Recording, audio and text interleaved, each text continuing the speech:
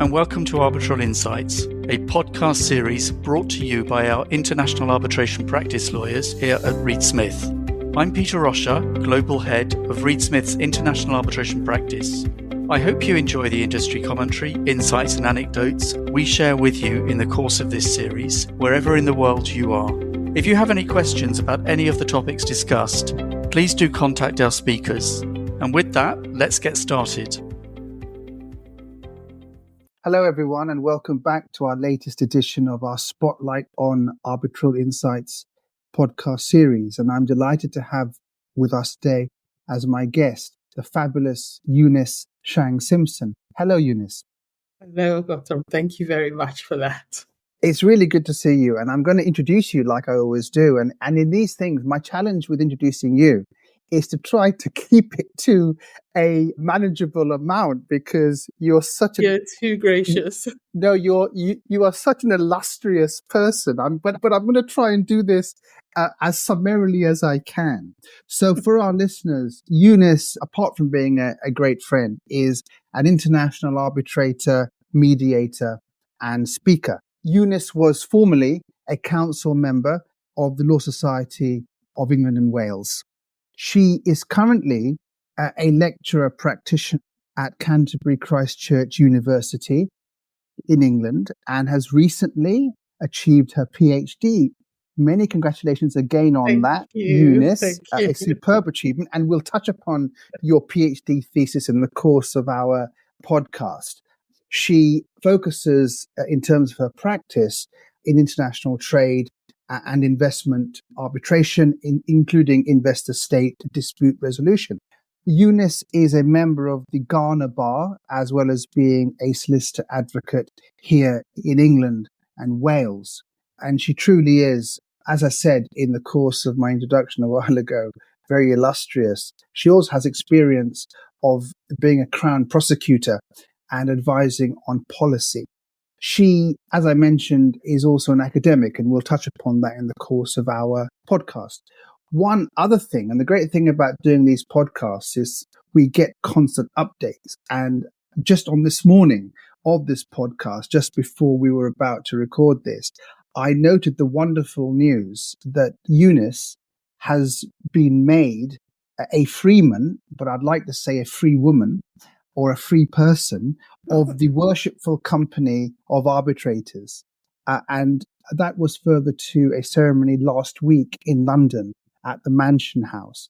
That's a really wonderful accolade, Eunice, and that really it's just so well deserved. Oh, I'm sure. I saw the photographs and I must say your outfit was absolutely stunning. I've got to tell you, That's wore the traditional kente cloth from Ghana. So yeah, absolutely. You were looking wonderful. I've got to tell you. Thanks. So thanks again for being on, and I'm much looking forward to our podcast, Eunice. Thank you, Gautam. That's amazing. Thank you for that introduction. It's such an honor to be here. Thank you very much for inviting me. No, thank you. Now, let's start with how you found law or how law found you. So why don't you tell our listeners what first drew you to the law?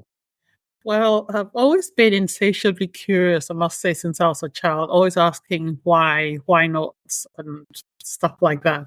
I'm the eldest of three with two younger brothers. I grew up with a close family and spent lots of holidays at my grandparents' home in Ghana and Cape Coast with several cousins. And I always seemed to be the one prepared to negotiate, later bedtime hours, extra treats for everyone. Why not this trip? Why not that trip?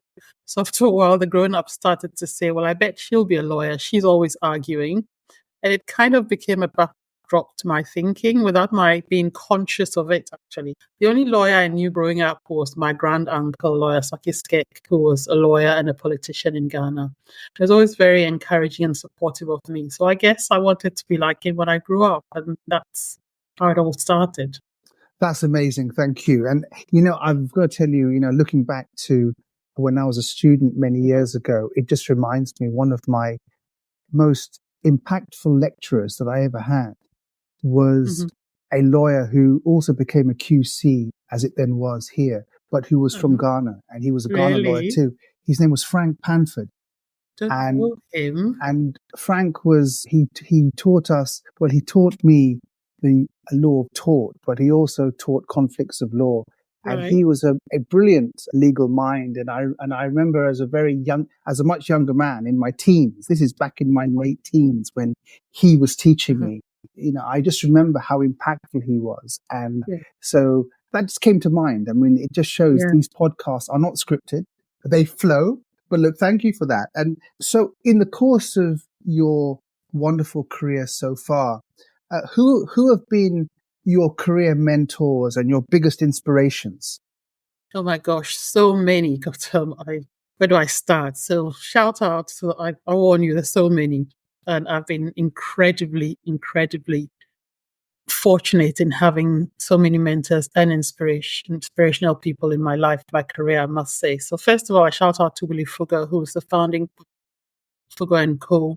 in Ghana, my first ever boss, straight out of law school. And then also Elizabeth Howe, who was my first chief crown prosecutor, who's now a dear friend.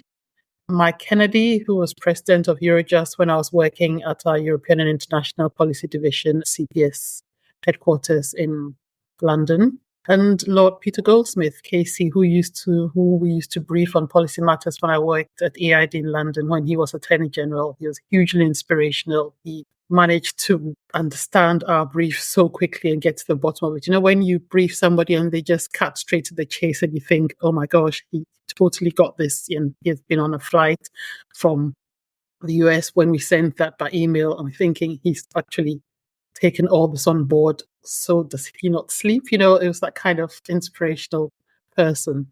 And then also the first chair of my supervisory team, Professor Crispus Nyombi, he believed in me from the very first time I spoke to him about my PhD topic. We were on a panel in Arusha in Tanzania, and he asked me, what are you doing? And I said, well, I just finished my LLM and I'm thinking of doing my PhD. Asked me my topic, and he's been really inspirational to me. Also, the late Stephen Denyer, who was Director of Strategic Relationships at the Law Society, another hugely inspirational person in my role as Chair of the International Committee and Chair of the Arbitration Working Group at the Law Society, was always very encouraging to me. And most recently, my Dean and Pro-Vice Chancellor at the University, Canterbury Christ Church, Professor Mohammed Abdel Maguid. He's been incredibly supportive and inspirational in the short year that he's been my boss. So yeah, quite a few people. Each of them has definitely in their own way been an inspiration and also been a mentor. And kind of, when people, sometimes I describe these people as when you think there's a wall and actually there's a door. You don't even know there's a door that needs to be opened and people are there to open that door. And I've just been incredibly, incredibly fortunate. I'm so thankful for that.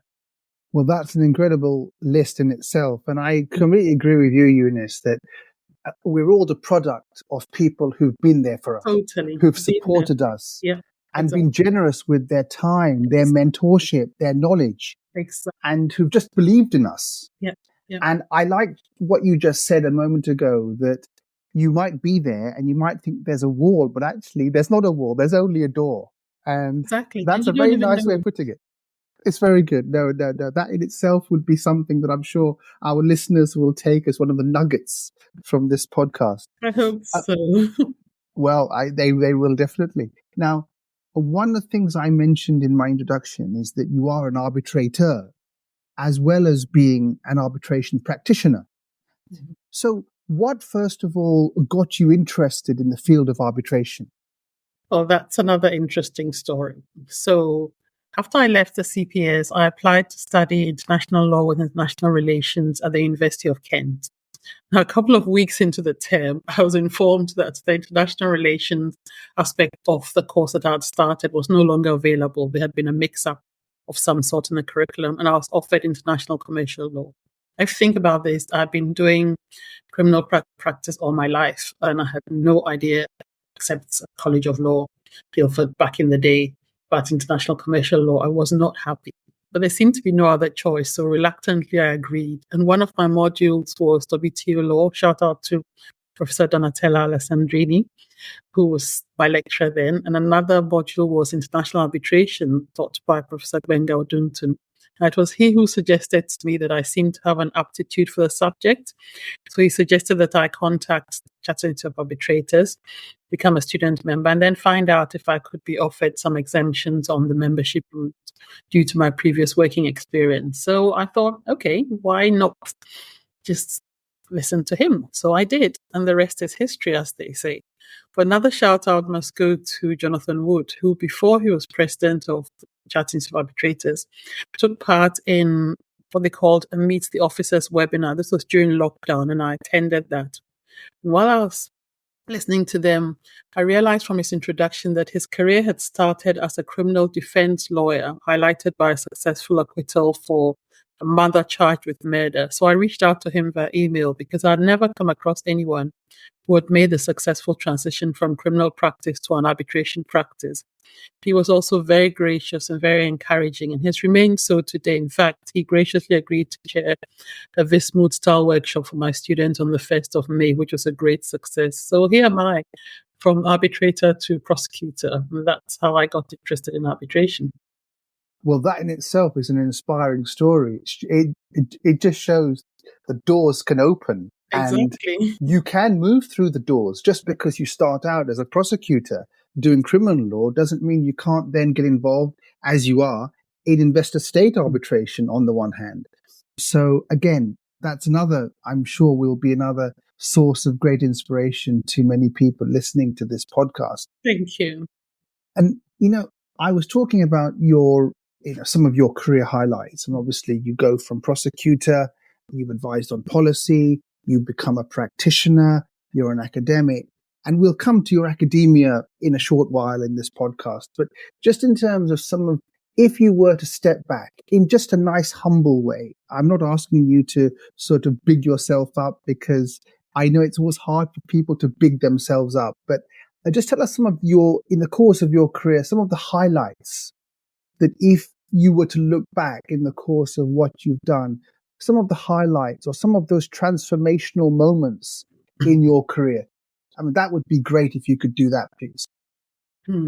So there's so many. I'll just talk about, I'll just talk about, obviously when I started, obviously you don't do this, but I started with Fugo & Co in Ghana, a firm in Accra, and my boss there, Willie Fugo, was really, really inspirational. And it just, I just come out of law school, but it just underlined to me that I really wanted to do this job, and I really wanted to be a great lawyer like he was, So for me, that was a great highlight for me to understand that actually I was on the right path. But I would say, biggest highlight I'd say is when I started doing cross-border crime work. I moved to our headquarters in London. At that time I was at Ludgate Hill, and at our European International Division doing policy work. It was really interesting to be able to work with our colleagues in Europe, fellow prosecutors, fellow police officers. And then moving on from that, I went to Eurojust. I applied for a position as a seconded national expert to the UK desk at Eurojust, representing the UK in mutual legal assistance negotiations with other member states, taking part in joint investigation teams for cross-border investigations. So we would form a joint investigation team if there was a particular case which needed basically joint investigation. So, for example, we had one where we had to have a team from the Czech Republic and our team as well from the UK to deal with a matter there was a forger in the Czech Republic who was forging very high quality passports and sending them all around. So we had to have a big cross-border meeting at Eurojust where the member states arrived at, discussed the matter, decided how best to proceed with the investigation, how best to actually get the information we needed and the evidence we needed so our colleagues in the Czech Republic could actually deal with the prosecution. And it was things like that for me, it's just being able to work with so many brilliant minds from across the UK. And when we finally managed to have a successful arrest, both in the UK and the Czech Republic at the same time, we had to go to the Czech Republic, had a big press conference, and it was all in Czech being translated. I said to the national member at the time, I said, Pavel, what are they saying? He said, don't worry, Eunice, I'm listening. They're saying the right things. They're saying all the correct things that happen. But it's things like that, working with really, truly amazing people across the globe. It's just been brilliant, yeah. Excellent. Thank you. Now let's turn to your life in academia, because as I said, you recently achieved your PhD. So you're now Dr. Eunice Shang-Simpson, yet another badge that you can wear on your lapel. And, just tell us a little bit about your PhD. So, and what your thesis was about, and why you chose that thesis. And also, I've only done a bachelor's and a master's. And that's hardly only. Well, yeah, but the thought of doing a PhD and putting myself through that torture, somehow, although it is appealing on the one hand, because I do love the study of the law, as we all practitioners do. Yeah. But the thought of spending a minimum of 3 years or so studying and then doing a thesis and having that discipline scares me. So what inspired you to do that, and why did you choose your thesis? Well, you say what inspired me to do that. Probably seemed a good idea at the time, is all I can say to starters. But it is a great discipline, I must admit. And I started doing it full time. The idea was, because when I left the CPAs, I said I wasn't sure what I wanted to do. But I had always at the back of my mind wanted to do a master's. And I thought, well, this is the time now. I've got more time on my hands. Why don't I do that? Which is why I went and did my master's at the University of Kent. And it was after that I got, I suppose, the academia bug bit me, should we say. And I had an idea for a PhD thesis that I thought, do I really want to go ahead with this? So I thought I'll do that full time. And that was the idea. I'll just do it full time, get cracking for the discipline for 3.5 years or so. When I started doing the PhD at Canterbury Christ Church, I then got offered a full-time role there, a position there. I started in 2019 in October, got offered a full-time role there. So as a result of that, the PhD was then made into a part-time PhD, because obviously I was teaching full-time as a lecturer practitioner there. And so it's taking me nearly 5 years to do that. So yes, that is a huge discipline. And what I'd say to anybody interested in doing this is, first of all, please choose something that you're passionate about, something that you're really interested in. My topic was a legal analysis of the impact of Ghana's international investment agreement on her regulatory autonomy, potential solutions, basically in a nutshell. So I was looking at regulatory autonomy of host states, the impact international investment agreements that they had signed, usually bilateral investment agreements, had on their regulatory autonomy. And why did I choose that? So again, talking about meandering careers and doors opening and pathways that you did not anticipate. When I decided that I wanted to become an arbitrator, I did a period of internship at UNCITRAL in Vienna at the time when the UNCITRAL Working Group 3, which was tasked by the Commission in 2017 with the mandate to work on the possible reform of investor-state dispute settlement, ISDS, was starting out.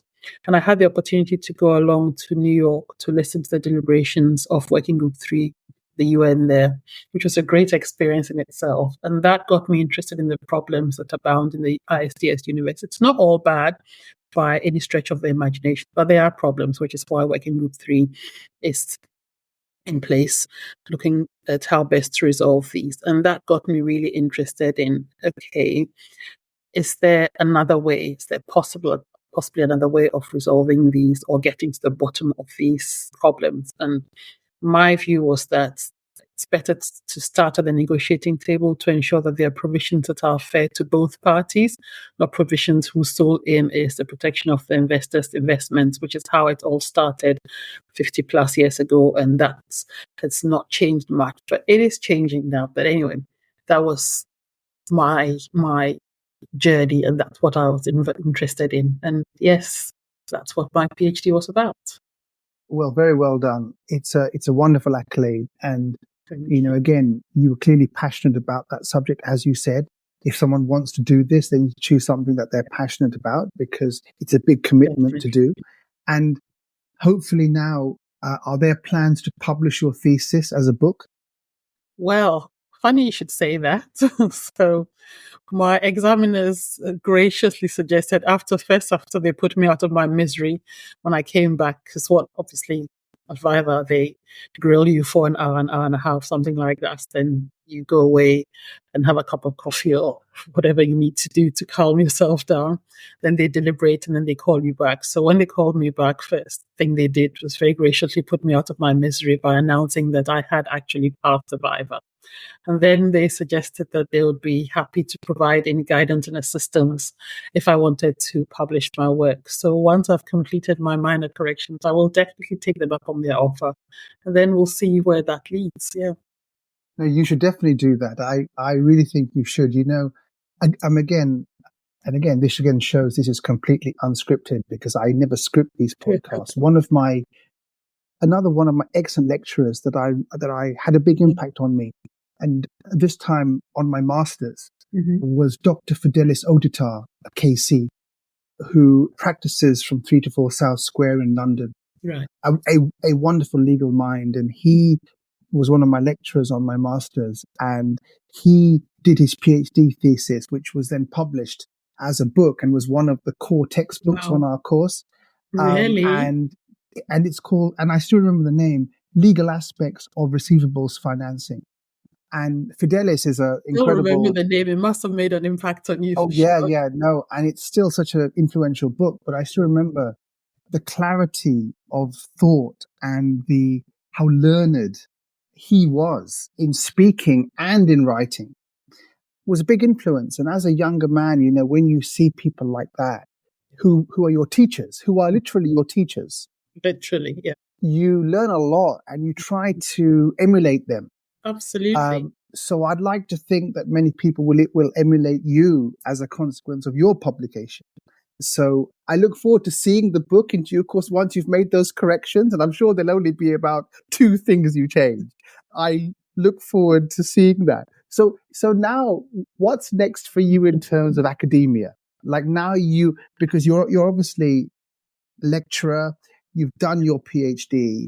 How do you now want to take forward your life in academia with your life as an arbitrator and as a practitioner? Well, yes, good question. Thank you for that question. Obviously, I'm a lecturer practitioner at the moment.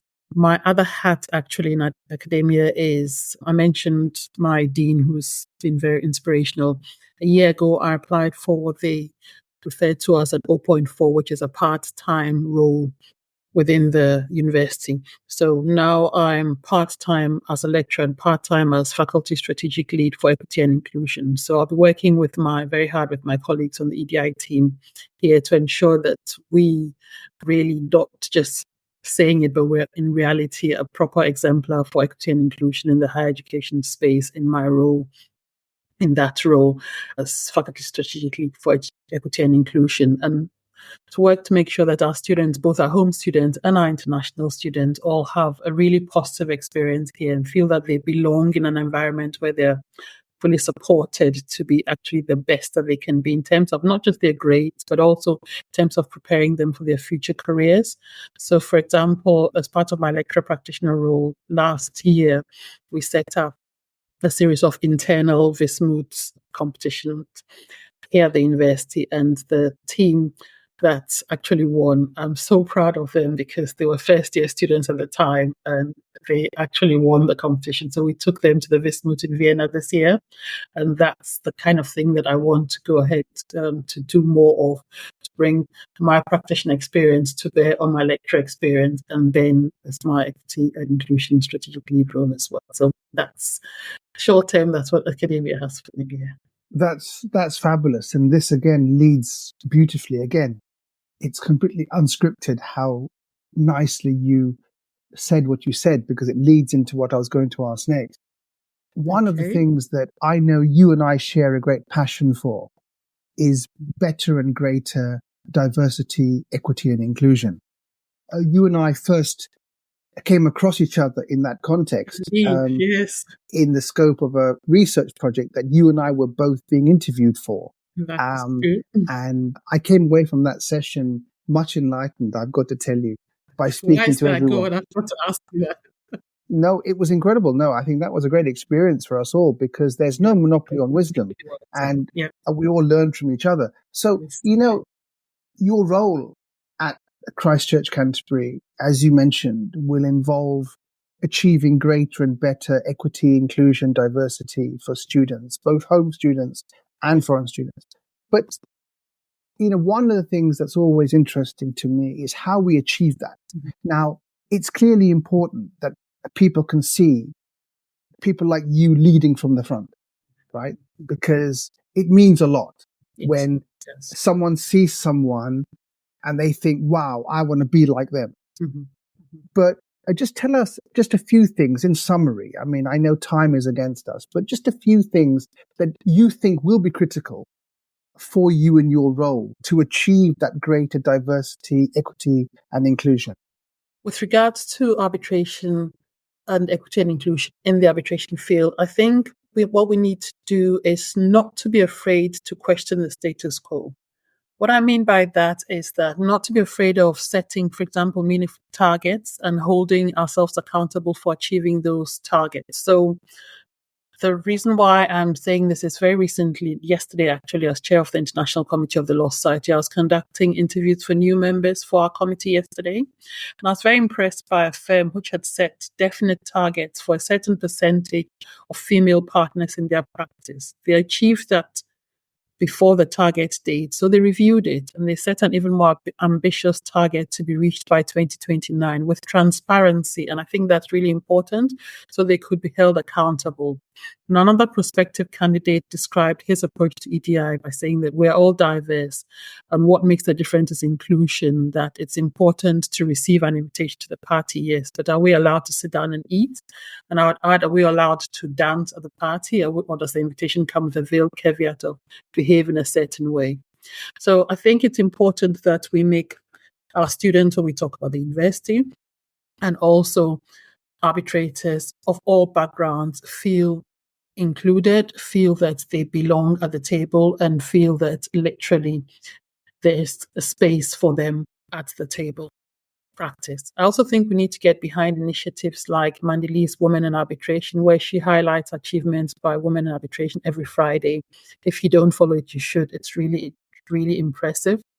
And also Professor Emilia Oyema at SOAS, she has started AFAS, which is Arbitration Fund for African Students, is an organization that was started by Professor Yema and myself and a few others. We're all trustees of this organization. And we have an ambitious program with the AFAS ADR Student Connect Initiative, where we aim to reach out to provide basic ADR training to high school students and also university students in African countries. We did the very first one in Ghana earlier on in the year, in April. And then in Uganda, one of my colleagues did that. We're going to be doing 2 other African countries this year. That's the aim.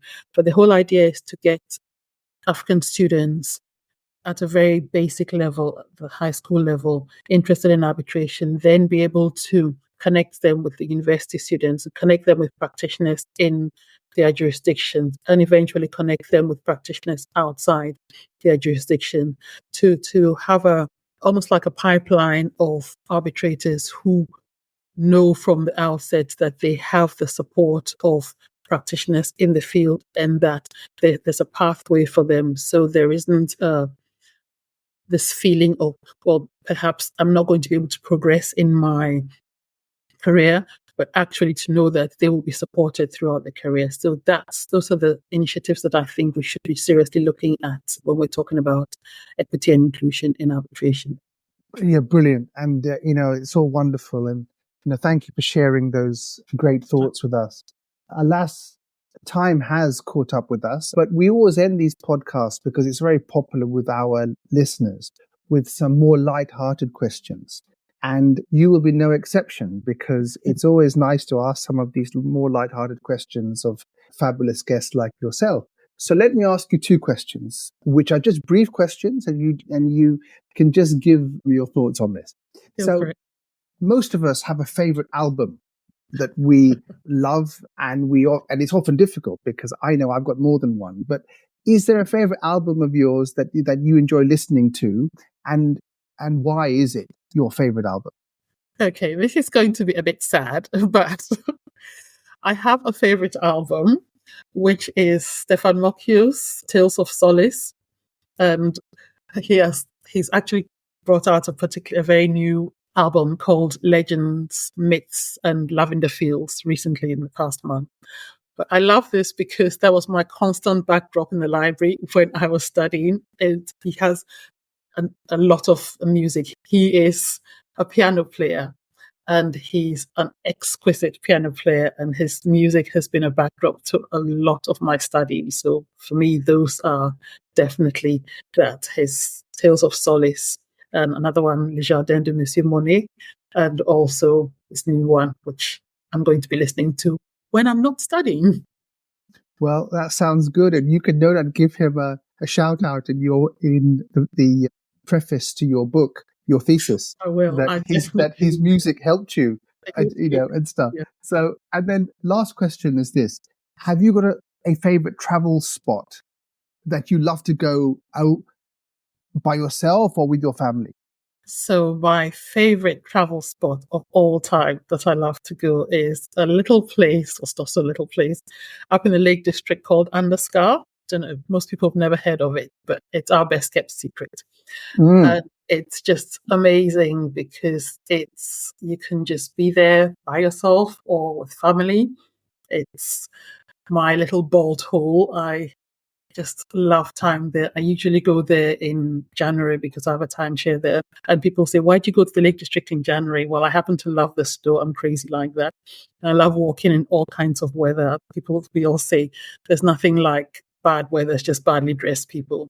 So my aim is next time I go there, I'm going to definitely get to the top of Skiddaw, because I've been trying to get to the top of Skiddaw and I haven't succeeded. So that's my favorite place, Andescar on the lake. Brilliant. And, that's now no longer a well-kept secret, which is great. Right? Exactly. So thank you very much. I mean, but look, thank you very much, Eunice. It's been genuinely a huge pleasure to do this podcast with you. I've admired your achievements for a long time, and I just love to be able to share your story with our listeners. And you've done that wonderfully in the course of this podcast. So thank you very much. And I look forward to seeing you in person very soon. Thank you so much, Gautam. It's been such an honor to be interviewed on your podcast. Thank you for inviting me, and thank you so much. Arbitral Insights is a Reed Smith production. Our producers are Ali McCardle and Shannon Ryan. For more information about Reed Smith's global international arbitration practice, email arbitralinsights@reedsmith.com. To learn about the Reed Smith Arbitration Pricing Calculator, a first-of-its-kind mobile app that forecasts the cost of arbitration around the world, search Arbitration Pricing Calculator on reedsmith.com or download for free through the Apple and Google Play app stores. You can find our podcast on podcast streaming platforms, reedsmith.com, and our social media accounts at reedsmithllp. This podcast is provided for educational purposes. It does not constitute legal advice and is not intended to establish an attorney-client relationship, nor is it intended to suggest or establish standards of care applicable to particular lawyers in any given situation. Prior results do not guarantee a similar outcome. Any views, opinions, or comments made by any external guest speaker are not to be attributed to Reed Smith LLP or its individual lawyers. All rights reserved.